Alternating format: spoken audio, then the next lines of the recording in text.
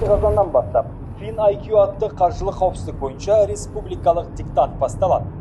Бұл қаржылық IQ деңгейін тексеріп, алаяқтардан қаншалықты қорғалғаныңызды білуге мүмкіндік.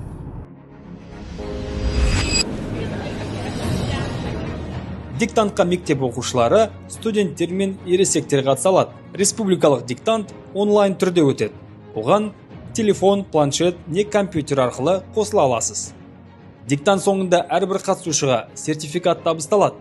Ал жеңімпаздар серіктесіміз Халық банк дипломдары мен сыйлықтарына ие болады. Тест нәтижесінде әрбір қатысушы қаржылық қатерлерден қорғану үшін пайдалы білім алады. Қаржылық IQ деңгейіңізді тексеру мүмкіндігінен қапы қалмаңыз. Республикалық диктант бойынша толық мәліметті AML Академия сайтынан біле аласыз.